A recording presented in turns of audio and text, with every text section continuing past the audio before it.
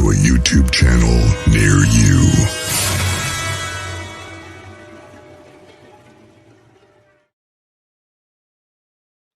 Well, hello, and welcome to Spiritual Street Talk with Althea Jacob.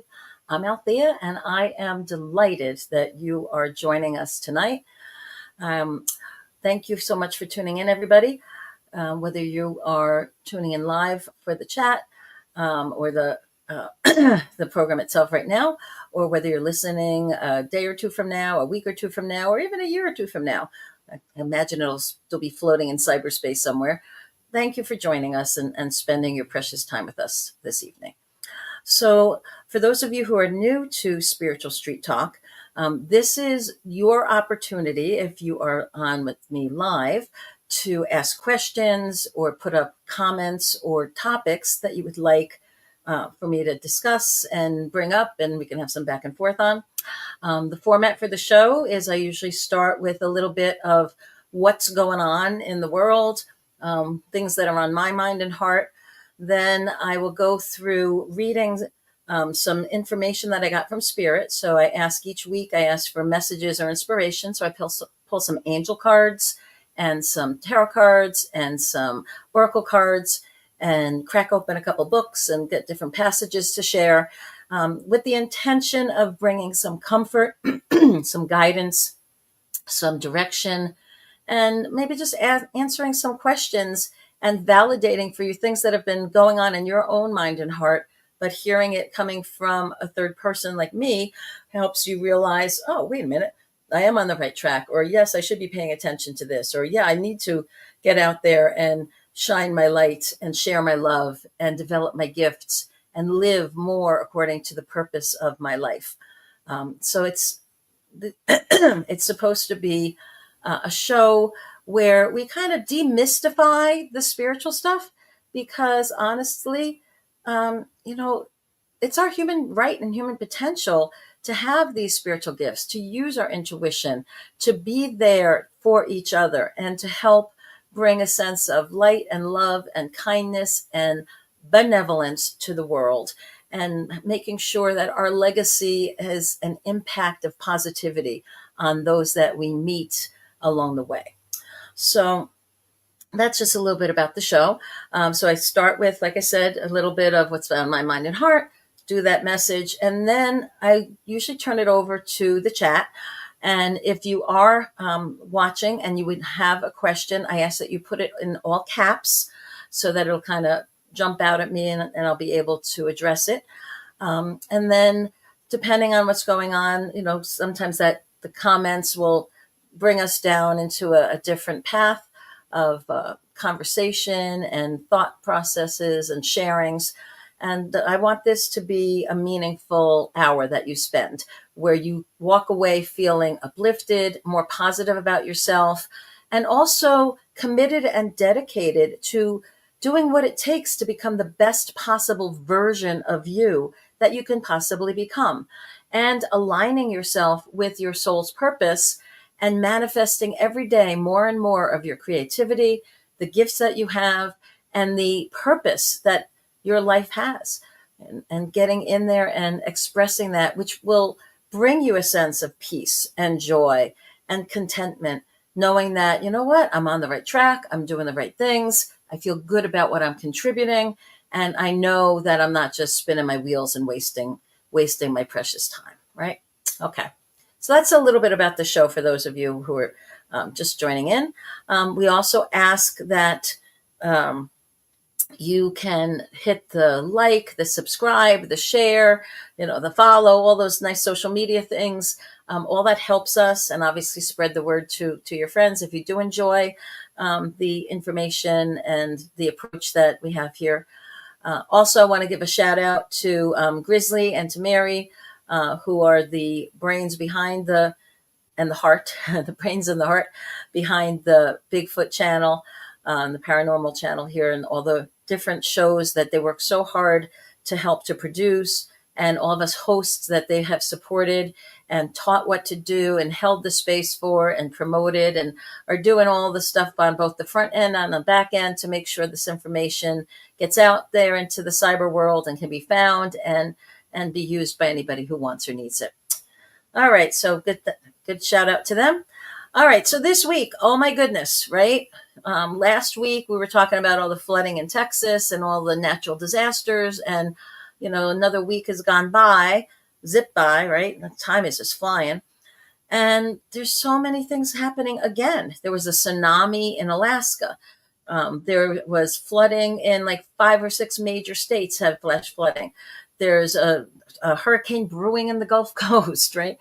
And I saw even flash flooding in New York City. I saw this incredible video on, I think it was the Weather Channel, but somebody is on a subway train in New York City and they pull into a station and the conductor will not open the doors because it's not safe.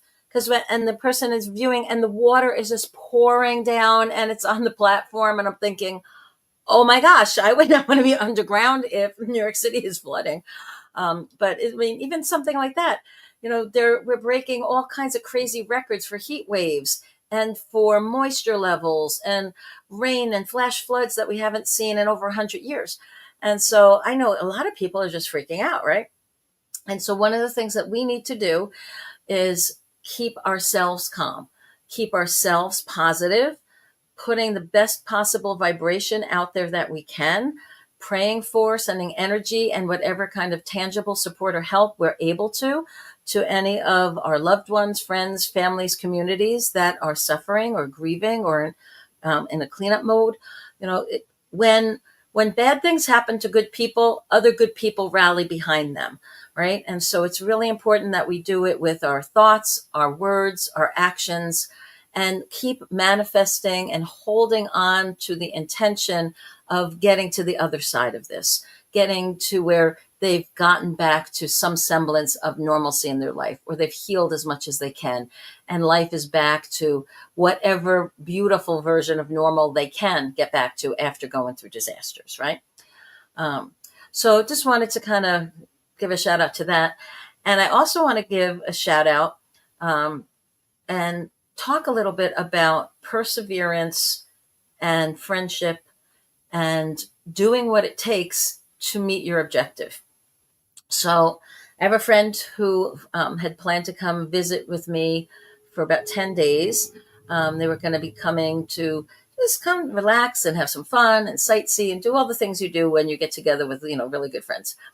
And so she was supposed to arrive on Wednesday. And Wednesday night, she goes to the airport, drives the hour, gets there, or actually, I believe her husband drove her. And she gets there and she gets into the TSA and goes through the check and all that rest of it. So she's there the 2 to 3 hours ahead you're supposed to be. And the flight gets delayed, and eventually canceled. And they book her for the next day. Thursday, repeat, same story. Friday, the same story. And I'm like, oh my God, after going back and forth and waiting all that time and thinking, okay, am I going, and not having it go. I honestly don't know how many people would say, okay, you know what, we'll give it one more try. But she did. And on day 4, the flights were delayed again, but she made it here. And one of the things that really just struck me was that sense of calm that she had with, well, it was due to weather, right? There was bad weather on the East Coast. There was bad weather here in the Chicago area and in the Midwest. And so we can't control the weather. And it doesn't benefit anybody to get all worked up about it. If there's an alternative or a plan B or something that you can do to still get your objective, sure, go for that. But when there's not, we can't take it personally. We can't start, screaming and yelling and losing our cool. We just have to figure out, so this, now what? So in light of the situation, what do I want to do? Do I totally cancel? Do I reschedule? Do we rebook something for the fall? And so we had decided, the two of us, well, if it happens again, I guess it's not meant to be. But she's also very intuitive, and she checked with her guidance, and she was like, no, I know I'm going to get to Wisconsin tonight. And sure enough, she did. And so we've been enjoying a wonderful week. But it really made me step back and think, like, okay, how many people in this world would have that sort of tenacity, willingness to keep trying and trying and trying to get the outcome, right? And we see this in all aspects of life, not just in travel, We see that with jobs. We see it with relationship building. We see it with dog training, right? Or any skill that people are trying to learn. So often we get frustrated, or it doesn't work out how we plan the first time, the second time, maybe even the third time. And it's like, how many of us are willing to keep trying and going and doing over and over and over again until we get the result we want? That's also part of the key to manifesting in the world, right? So we have to hold that intention of what we want. And oftentimes, initially, we may not see that outcome or that result right away. If we get discouraged, if we stop trying, if we stop visualizing, we're never going to manifest that outcome. So it's so important to have that willingness to do what it takes and to keep that positive outcome in mind, and just keep going back to that. Something gets in your way, roadblock gets thrown up, detour gets put in your path. Okay, figure out, how do you go? What are you going to do? What do you want to do instead of that, right? Or so this, now what? So if this is what I'm dealing with, what's my decision? What's the best possible way to go forward based on the whole situation I'm dealing with? And I tell you, I wouldn't have faulted her if after the third time she was like, I'm done, forget about it. It's not meant to be, right? But, we both kind of talked about it and was like, yeah, give it one more shot. And sure enough, and we've had a wonderful visit, a wonderful time. But it really did make me reflect on resiliency. And this is somebody who's had to deal with a lot of challenges in her life, right? And when we go through hard things, most of it, when we're going through those hard things, we don't appreciate them. They kind of like, oh, why do I have to do this? We moan, we groan, eventually we roll up our sleeves and we're like, okay, let's tackle it and get it done. But we're not happy about the detours. We're not happy about the hard things that pop in. However, once we're on the other side of them, those things have taught us incredible lessons. And before I get into the messages from Spirit today, I wanted to share something too that I came across in my files. And it's something I used to read to groups when I used to be a professional meeting facilitator many, many years ago. Hey, Chris. Hey, Maria. Hey, Michelle. Thanks for coming on.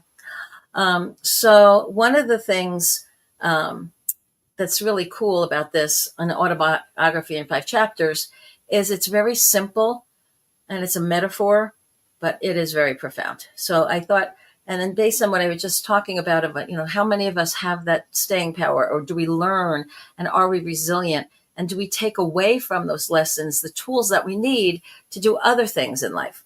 So, an autobiography in 5 chapters. Chapter 1, I walk down the street. There's a deep hole in the sidewalk. I fall in. Nobody told me. I am lost. I'm helpless. It's their fault. It takes forever to find a way out. Chapter 2, I walk down the same street. There is a deep hole in the sidewalk. I pretend I don't see it. It was an accident. I can't believe I'm in this same place again. But it still isn't my fault. And it still takes me a long time to get out. Chapter 3, I walk down the same street. There's a deep hole in the sidewalk. I see it. It's there this time. I still fall in. You see, it's a habit. But my eyes are open. I know where I am. I take responsibility. And I get out immediately. Chapter 4, I walk down the same street. There is a deep hole in the sidewalk. This time, I walk around it. Chapter 5, I walk down a different street. So that resonates with me a lot, because how many of us try to do the same thing over and over and over again and wind up in the same messy relationship, or same messy job, boss, employee situation, or the same bad habits that pop up over and over and over again. And we make every vow to ourselves and we swear we're not going to do it and we're going to go, and it still happens, right? So the important thing is the learning. And a lot of the learning comes, in this story at least, from taking responsibility and going into things fully with your eyes open. How many of us are sleepwalking through our day, right? We get up, we do, a few chores maybe around the house, or we get out right away, commute to work, do our work. On the way home, we hit some errands, get back home, do more chores, go to bed, and rinse, repeat, maybe a slightly different version on the weekend. And we just go on and on and on with our life without thinking, without stopping, bitching and complaining about the stuff that's not working, trying to find somebody else to blame. And meanwhile, our spiritual selves are going, time out, time out. Would you please be more self-aware? Would you please take a moment to pay attention so you don't keep falling in the hole? And if you fall into quicksand and you find your way out, wonderful. Help the next person that falls in the quicksand, right? That's part of the reason we go through lessons, so that we can learn and become resourceful and resilient. But it's also that we can share those lessons and maybe lessen somebody else's pain, shorten their process of struggling, and be able to help them out a little quicker because of what we've learned. All right. All right. And welcome everybody again. I see a few more people coming on. And I did see a question pop in. I'm going to get to that as soon as I finish doing the messages from Spirit. So hang tight and I will definitely get to you. And remember, if you do have a question or a topic that you want me to cover, please put it in caps. It just makes it a little easier for me to find it and see it when I scroll back up. Okay. All right. So the first message from Spirit today was the angel card of joy. And joy says, joy is the highest energy of all. It is the magical sense that everything and anything is possible. Joy springs from appreciating the gifts within each moment. Joy allows us to attract and create our present and future moments at their highest possible levels. So, joy is a choice a lot of times, right? And one of the things I realized for myself is I didn't put a high priority on joy in my life. I was a doer. I was getting stuff done. If I was going to put a priority on anything, it was, let's get this done. It wasn't get done with fun. It was get it done. And so after a while, you have this whole, checklist of done items, but you're exhausted. And the sense of joy is, what are the things that feed your soul, that recharge your battery, that bring you that sense of peace and positivity, that make all the difference as you go through your day. So finding the time to do things that bring you joy is really essential for your mental health, your spiritual health, your physical health. Joy is a really important component that we shouldn't underestimate or not value enough. And I apologize to myself over and over again. The other piece that goes with that is self-care. Right? How many of us, I'll get around to it. Yeah. Well, I'll tell you, one of the fun things about having a girlfriend and a best friend come and hang out for a while is we started doing fun things. We went and got massages. We did mani-pedis. We stayed up and binge watched movies and just, had popcorn and stuff to drink and just had fun, right? It was just, wow, I can't remember the last time I wasn't compulsively in it. Where's my checklist? Go until I'm so tired I go to bed. And I do a lot of really cool things, but it's still work on some level and it still can wear down, my battery level. So doing things that bring me joy, playing with puppies and my doggy, going for walks in nature, watching beauty or engaging with beauty, drawing, playing music, singing to my favorite music, going swimming. All these little things are like, wow, this is fun. Being with people I love and playing games and hanging out and having deep, meaningful, intimate conversations about what's on your mind and heart. These are things that bring me joy. And so I wasn't prioritizing them in before, but I definitely have made a choice to do that now. And so seeing that card today was like, absolutely. The next card that I chose is the angel card of generosity. And it says, generosity is a quality of spirit. It is rejoicing in the good fortune of others, even when you have nothing or little to celebrate yourself. It is an attitude of mind, which means that you are happy to give without expecting in return. Drawing this card invites you to be generous-hearted and indicates that you are ready to aspire to this noble quality. Angel wisdom suggests that you give of yourself freely, openly, and lovingly. The rewards for generosity are great, for all that you give from an open heart is returned to you multiplied with love. And then the last card I chose of the oracle cards, and this was a card of alchemy. And alchemy says, divine shifts are coming. Change is inevitable. Try to relax and not resist this transformation. Little effort is required to experience a magical opening and healing. So these three cards together, joy, means get yourself filled up, right? Fill up your cup with that joy. Recharge your battery. Have the energy you want. And then from that place of fullness and joyfulness, then you give to others. And what that does is the alchemy of transforming the world.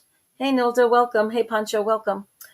Okay, the next three cards that I chose were the tarot cards. And the way that we do with the tarot cards, and remember, guys, they're just a tool, right? I asked Spirit for some inspiration of what's been going on in the recent past, what's happening for most of us right now, and what is the future about.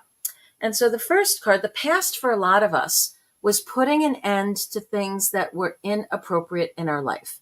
This is the card of Three of Swords, and it looks kind of brutal, I know, but it's really about detaching from all those people that are hurting us, all of the people that we've enabled in ways that are inappropriate, all the people that are connected to us that are kind of sucking our energy, that are drawing us into their drama, trauma, and stuff that is just wearing us out. It's sort of like, no more, I'm done. Take back your sword, take back your stuff. I need to live my life in a way that I'm not the one who you're looking to solve your problems. I'm not the one who has to suffer the consequences for your decisions, choices, or actions. Helping them, empower them so that we're not stealing their learning lessons from them. The next card, what's happening now, is the Lover's card. And the Lover's card is upside down. And I will tell you, I'm sure it applies to other people out there as well. But I'm in a position right now where I'm sort of, wondering. It's been a couple of years since the divorce. And I was like, okay, when will love show up in my life? And, I've talked to Spirit a little bit, and, it's been a couple of years, and I'm like, okay, is there anybody in the wings? What's going on? And Spirit starts laughing. I feel like they're patting me on the head sometimes. And Spirit says, well, you got to get out there and do your stuff. And today, when I was talking to my friend, she said, I had this feeling that part of the reason you haven't attracted the next person, your next partner into your life, is because you weren't thinking of them as a partner. You were thinking of them as somebody that was similar to many of my other relationships, where I tended to be in that kind of nurturing, caretaker, like supportive role of whatever you want or need. I want you to be happy. I'll do that. And I was kind of subordinating myself to them.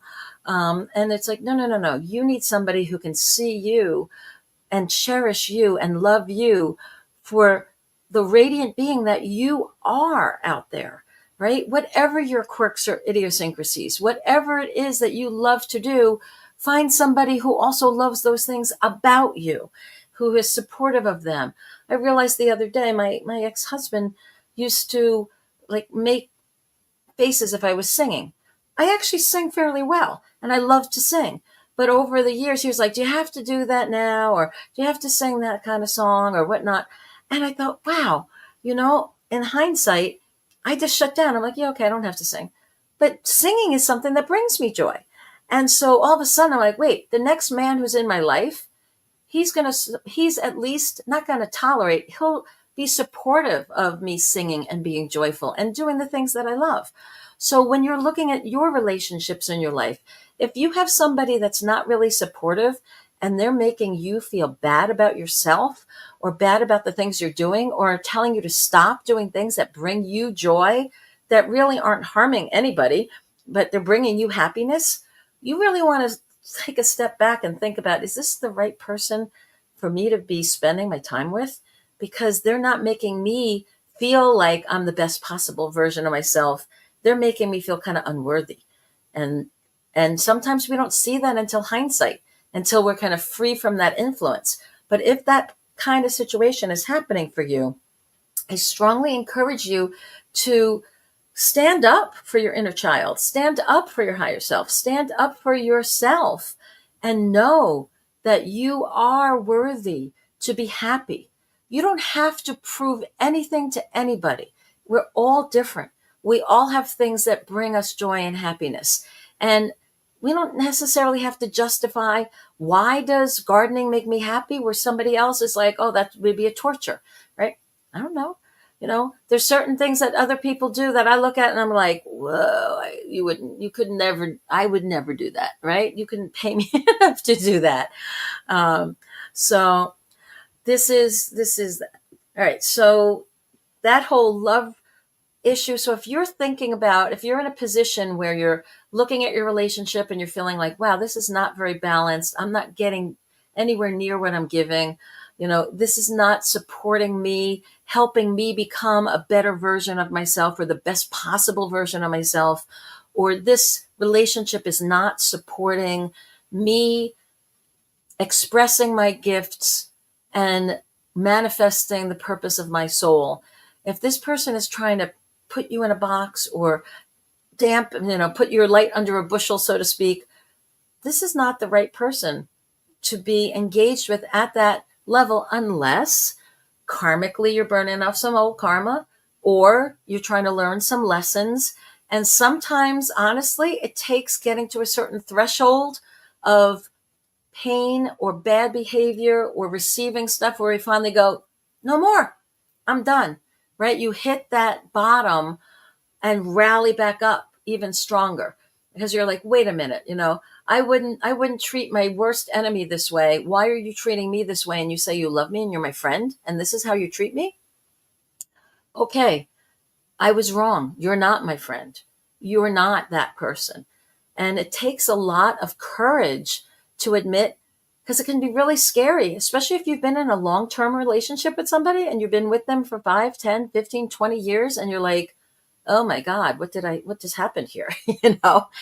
And there's no reason to regret a single moment of it, because you learned lessons, you went through life.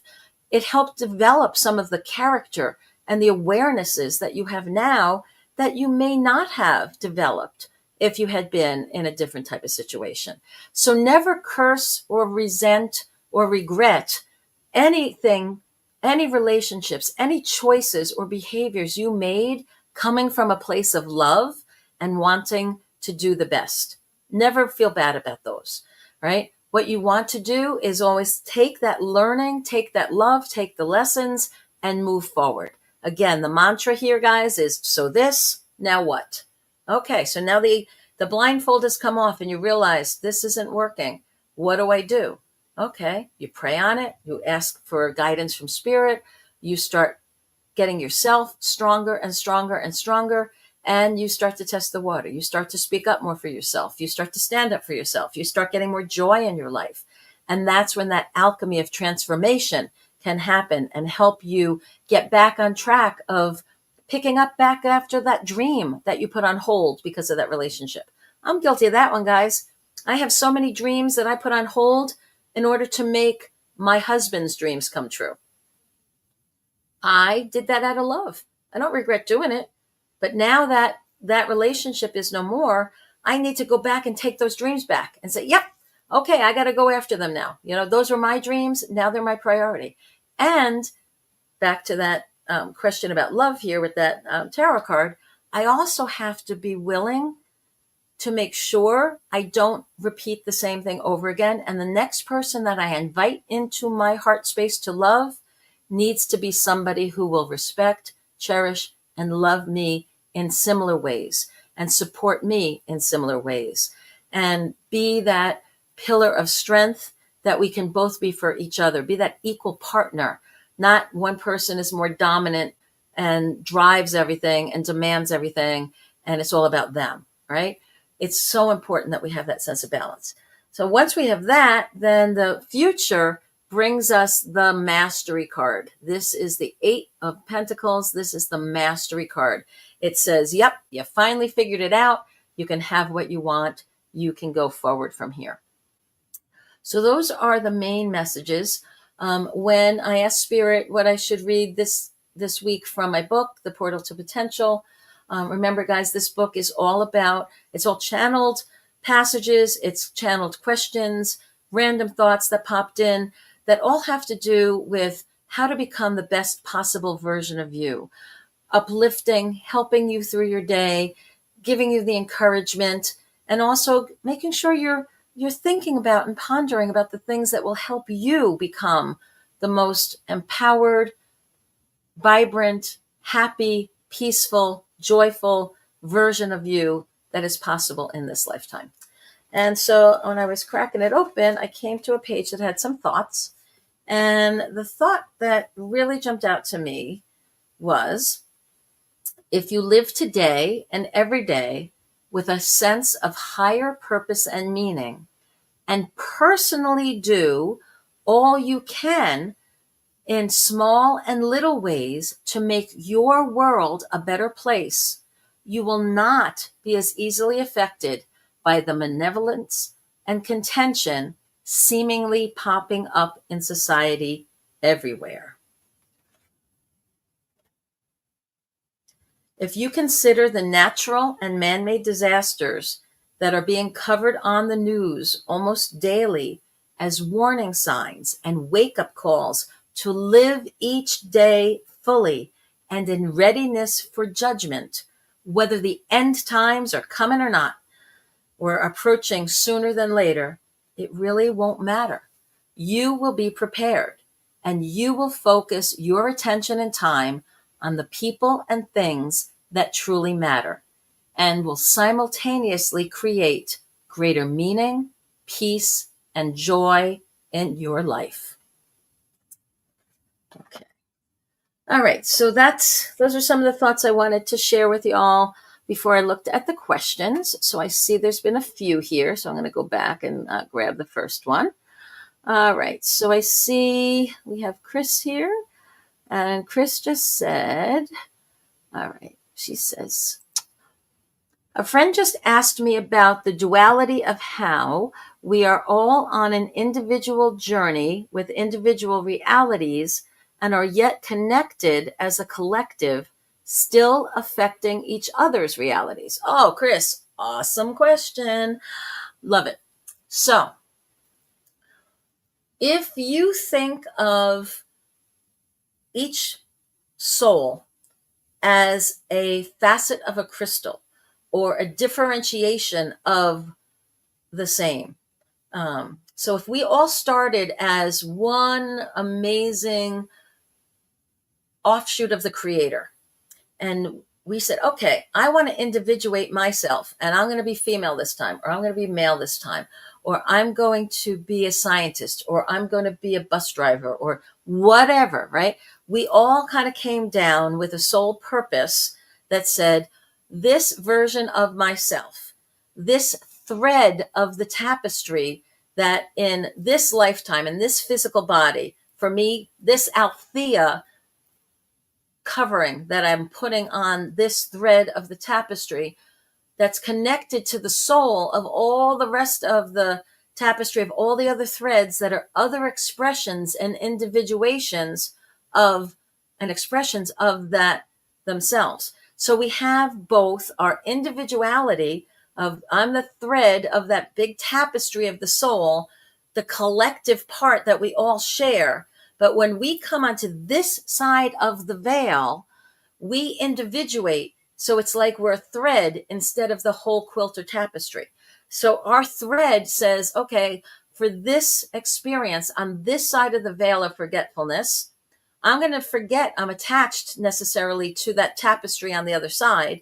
And I'm also going to forget that all of the other people and beings that I see are other threads that still connect back to that same tapestry.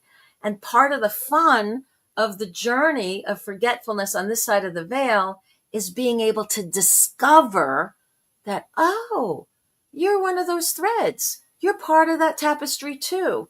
And that's where we have that one heart, one soul, one cosmic body that a lot of the different religions and mystics and spiritual writings will talk about, right? So we have our individuation and our individuality as expressions so that we could learn and experience different things and kind of bring back that enriched thread back to the tapestry of the whole and say, oh, look at all this cool stuff I learned. Look at all these experiences I did. Look at all the love that I shared. And I bring this back to the collective, right? I also believe that there are soul groups, and you can think of them as related threads that say, hey, we're all going to kind of come down at the same time. And when we need to run into each other, we'll find each other and we'll recognize each other. You know, there's that saying that the eyes are the window of the soul. And so a lot of times we'll see people, and I don't know if you ever noticed this. If you're a driver, do you notice how often as you're driving down the road, the other car, you can be on a highway and going 60, 70 miles an hour. And there's the divider. And then there's cars coming the other direction going 50, 60, 70 miles an hour. But in that microsecond that you guys pass each other, your eyes will make connection with the driver. You'll see each other. It's like, you don't even have to think about it. It just happens. We are wired for connection. We are wired to recognize the soul, our common soul within each other. Now, with the individuation, when we came through the veil of forgetfulness from the world of spirit to this physical plane, we had a choice. And the choice was, what do we want to manifest in this lifetime? What are some of the pieces of the puzzle we want to get? What are some of the things we want to do and the experiences we want to have? I remember working with a woman who had lost her baby a few weeks before her pregnancy due date, and she was devastated. And I was working with her, and the spirit, the soul of her little unborn baby showed up in her aura and had this message to her of gratitude and love and said, you did nothing wrong. All I wanted for this experience on the physical plane this time was basically getting my toe in the water. I didn't want to dive in for 50, 60, 80, 100 years on the physical plane. I just wanted to be a spirit who felt like what it was like to be in a body and to be loved. And I felt your love. I felt your love. I felt Daddy's love. I felt that love. So thank you for giving me that. And thank you for being strong enough to survive after I left and for forgiving me for leaving. You had the strength of character and soul that you could withstand helping me accomplish what I wanted, which was just a little sampling of what it was like on the physical plane. Well, you can imagine that both blew my mind and touched my heart when that message came through from that little spirit. But guess what? That little infant spirit wasn't little. It was a spirit. It was a healed, evolved spirit. It was a spirit that had nothing but love and gratitude for that mom and that father that conceived her. So that thread of that particular expression of that lifetime, people might say, well, what was the point of that? It didn't get very far. We don't know what each of our own threads, of the other people's threads of that tapestry had intended for their lifetime. When they said, okay, let me come down, let me individuate, let me be Althea, let me be Jane, let me be Nancy, let me be Donna, let me be Kathy, let me be Mark or Bob or Joseph or whatever, right? Whatever name, right? We chose a certain experience that we wanted to have and hope to have. And so when we look around, that should help free us from judgment of each other. The individuation, is what helps us have our experiences, but it is that soul connection to that one heart, one soul, communal tapestry of all of our threads on the other side of the veil of forgetfulness, where we have that strength and that commonality, and where we can find a way to easily forgive and love and care about one another. Okay, hope that made sense. All right, next question was, we have Maria, and she's like, she is wondering, do you feel that Philip, my ex, will move, and when? Okay. So I feel like it's going to be by the end of the year. I feel some movement happening there. Um, what I feel around Philip is, and by the way, reading for somebody else, the information that comes through is only what's relevant to their interaction with you. So if you said to me, well, what's happening with Philip right now? It's none of my business. It's none of yours either. You're an ex, right? So to speak. However, we're not psychic voyeurs. We don't go looking where people don't invite us to look. But part that might be relevant to you is that there's a hope to reconnect. And if he moves closer to you, then you might have that opportunity. So from that point of view, it's okay for me to kind of take a small peek into his energy. And what I feel there's lots of complication and busyness with his energy right now. But I feel like the window of that burst of energy will start to pass and will start to lessen, so that he'll be able to get his stuff together and make clear decisions. So I feel by the end of the year, that's when a move would happen. And remember, we all have free will and free choice too, guys, right? So, we have energetic patterns that are set up now, but it doesn't take a lot for us to, just think about, even for ourselves, how often we make a plan. We're like, okay, this is what I want to do over the next few hours, the next few days, the next few weeks. Something pops up and it can sometimes change the whole nature of the plan. It'd be like, oh, like for example, if I have a girlfriend back in New York who is a real estate agent, and she has already said the minute she sells this multi-million-dollar property that she is representing, she's like, we're going on a trip to Santorini, Greece, right? And she's like, she's going to rent out some villa, and she's going to buy plane tickets for 10 of her favorite girlfriends, me included, and we're going to go party for at least a month. Well, you got to know that's not in my day-to-day plan. I'm hoping and manifesting for that and can't wait for it to happen.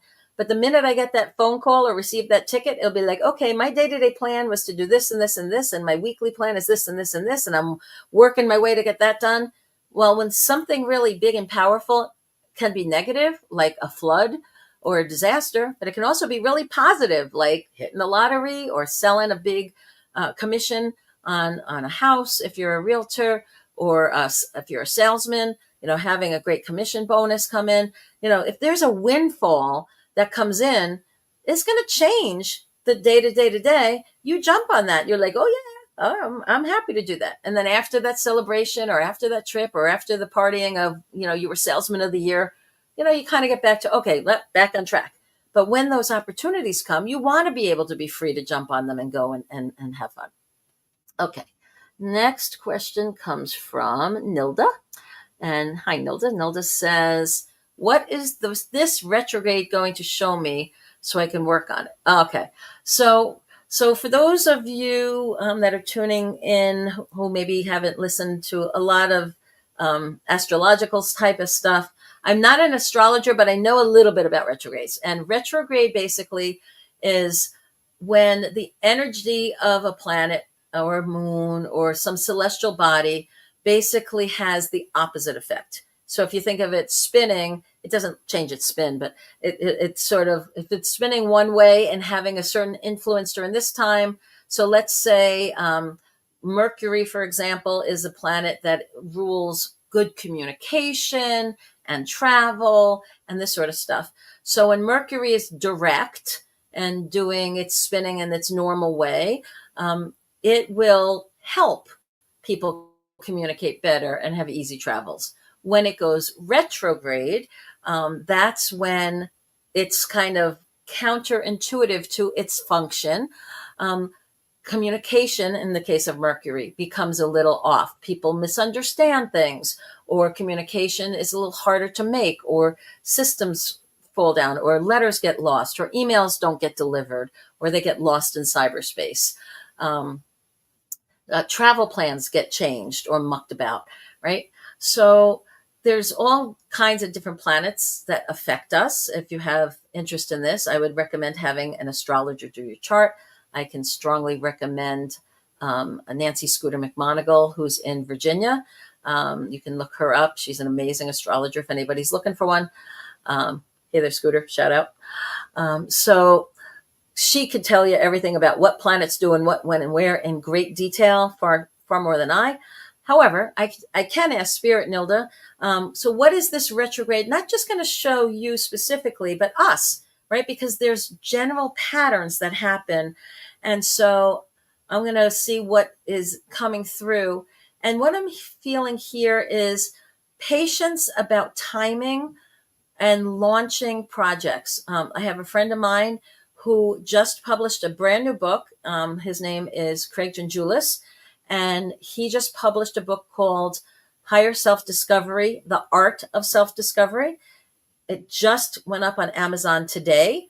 It went up on Amazon last night. Why? Because part of the reason why it was just timing, it all got done. But it's an amazing book, and it is the compilation of about 40 years of teaching and discovery and working and figuring things out. So I highly, highly recommend it. Again, his name is Craig Janjulis, and the book is Higher Self-Discovery, The Art of Self-Discovery. And it is a wonderful book for anybody to pick up. So he found out that Mercury was going to be going into retrograde starting later today. And so a few days ago, he's like, we got to get this book out. Will you help me get it published? He had it all ready to be self-published. There was just a few things that he needed to tweak. And since I had my own book out, he knew I knew how to do that. I'm like, yeah, sure, I'll help you. He really wanted to get that book out before Mercury went in retrograde so that there would be this positive energy of communicating and progress that happens behind that book. So that's one of the things that happens in retrogrades. And in this particular one is it makes us take a look at what projects am I working on? What communications do I need to be really clear about?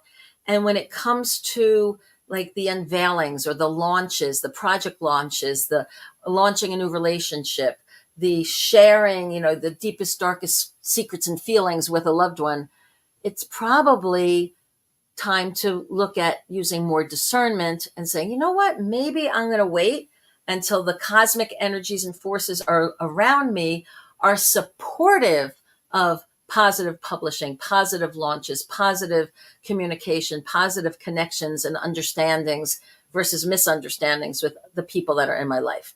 And so it's like, take advantage of the positive energies that are available. And when it's kind of, in a way, Nilda, it's kind of like if you're going to be on a boat and it's going to be rocky seas, you take Dramamine and you make sure you have a life preserver. If you're not wearing it, you at least know where it is, right? You take precautions. You are smart. You are prepared and ready to deal with whatever comes up with. So I think that this retrograde, as well as most retrogrades, is trying to teach us to have that inner wisdom of when to do what, with whom, and what's the best possible way and timing to do things, and being aware to listen to those promptings. You don't want to, what's the old saying, push water uphill, right? You want to be able to put your efforts behind things and have them bear out results and bear fruit for you versus feeling like it's a struggle, right? So one of the I remember an old teacher of mine saying once, when you come to that brick wall on your path, it might be a test of resiliency and how dedicated you are to getting through. So, maybe you try to climb over or get around it or break through it or dig under it. But if that obstacle is still in your way and it's not budging, instead of exhausting yourself of trying and trying and trying and trying, he said, sit and rest.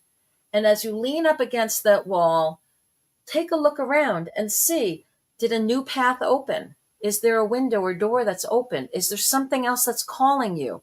Or if nothing else, rest and recharge and prepare yourself for when that wall finally comes down. And then the path that you were on is made clear again. So it's all about timing, preparation, and really being very aware of what's happening and not wasting energy spinning your wheels when the environment is not conducive to the progress that you want to make. Okay, I hope that makes sense. All right, and then Chris is asking, whoops, where'd it go? Whoops. Oh, thank you very much. Wait, what happened to your question, Chris? There it is. Okay, here we go. So Chris says, do I tend to get a line of spirits at the end of the day? Do I tend to get a line of spirits at the end of the day? How can I help keep it more organized in a way that helps us all understand each other without them yelling at me? Okay, please and thank you. Okay, Chris. So what I think you mean by a line of spirits, based on the rest of it, is that you're so busy during the day and haven't made time during the day to meditate or to tune in or jot down the promptings of spirit and the messages, that when you finally get to a point of, okay, I just sat down, I made my dinner, I just sat down, or I just, grabbed myself a cup of tea or a glass of wine or whatever, beverage, and I'm trying to unwind. In that moment, it's kind of like, hello, hello, hello, hello. All the things that you didn't hear during the day are all popping up in front of you. And you're asking how you can keep that organized. So if that's right, that's what I'm going to assume you're asking. If not, please feel free to re-ask the question and clarify a little bit more in caps, and I'll give it another try. But let me go through this one. So yes, we all tend to get that line of spirits, as you're calling them, at the end of the day, if we've just been too preoccupied and busy and not making time to tune in and pay attention. It's almost like if you have a household of kids and during the day they're trying to tell you stories and you're like too busy. I'll talk to you later. Mommy's busy, mommy's busy, mommy's busy. And at the end, and then finally you get them at the dinner table. It's like, oh, this one, they're competing against each other. They're like, well, let me tell you this. I'm going to tell you this. So it's almost better for you to spread it out a little bit, or have more of an orderly rule, like a talking stick at dinner, or like, okay, we're going to take turns and you get 2 minutes to share and you get 2 minutes to share, and you work your way around. Right. So the first thing I would say, Chris, is I would try to build into your day, linking it to something you already do multiple times a day, and tag in let me write down a few thoughts. So every time you go to the ladies' room at work, once you get back to your desk, before you dive back into anything else, as you're sitting there on the toilet, ask yourself, what do I need to know next? And when you get back to your desk, write down the note, right? Or if you're somebody that drinks a cup of coffee or drinks a glass of water, every time you take a sip of that coffee, every time you take a sip of that water, or when you finish it and go for a brand new cup or a brand new glass, okay, you're drinking anyway during the day, okay, before you take that, refill it, before you take the next sip, take a minute, jot down. So keep like a running journal, nearby. And, it doesn't have to be physical paper. I mean, that's old school, like I like, but you guys can have, a digital online notepad, right? And just whatever pops in, add to it during the course of the day. Other things that people do multiple times a day, well, you brush your teeth, right? So every time you brush your teeth, as you're looking in the mirror and you're seeing your own eyes, that soul connection in the mirror, just be open to hear, okay, what do I need to be aware of as you're brushing your teeth? And as soon as you're done, jot it down. So instead of thinking that you have to dedicate a full 15 minutes or half hour or hour to sit there and, okay, lay it on me, link it to little things that you know you're already doing and just jot it down, jot it down, jot it down. And then later at the end of the day, when you have more time, you can revisit. You can do a deeper dive on each one of those points, but you've already made the energetic connection. You already have everything you need. You just have to kind of unwind and unfold it. The other thing you can do is, if you are at the end of the day and you do feel bombarded because there is this crowding in of spirit trying to get their messages to you, you can certainly say, hey, my home, my energy space, my rules, one at a time. You get 2 minutes, go. You get 2 minutes, go, and jot it down, or a minute or 30 seconds or whatever it is. You get one thought, tell me. You get one thought, tell me. You're in control. It's your energy. It's your space. So you can pretty much call the shots. Okay. And then let's see other questions here. Hello, Virgil from Manchester, England. That's pretty cool. Hi, Anthony. All right, Anthony's adding a follow-on question quickly, and I think this might be our last one because I just saw the time. Oh my God, this hour just flew by, guys. Okay, so the question is, how can we grow when we're in retrograde? So by really being more and more aware, self-aware, and evaluating, recharging, doing the planning and the preparation and the things we need to do to get ready. So once that light is green again, we're ready to go, right? So in essence here, it's like, do the seeds that you've planted in the soil grow on the days when it's cloudy? Probably. We don't see it as much, but what do? We fertilize, we add a little water. The sun will take care of the rest when the sun comes back out. But we do our part to make sure that the seed is covered with enough dirt. We fertilize it.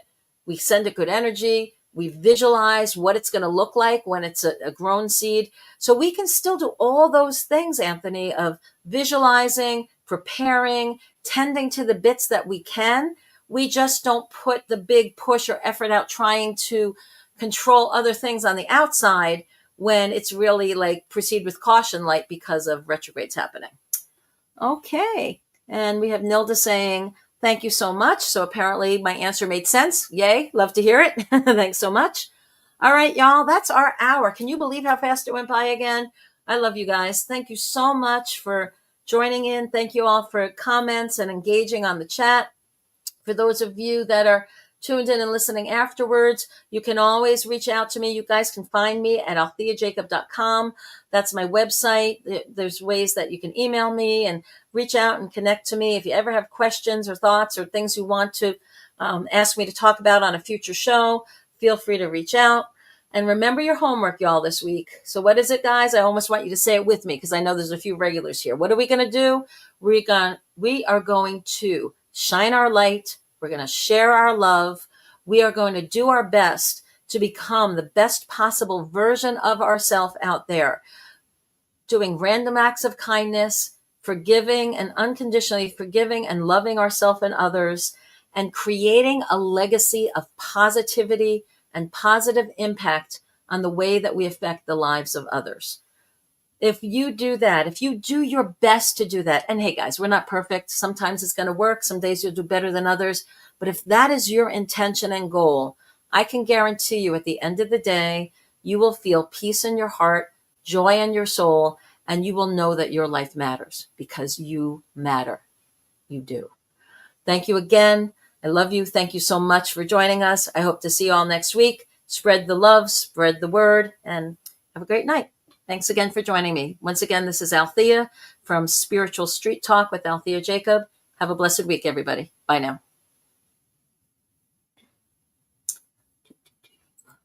As I look for the...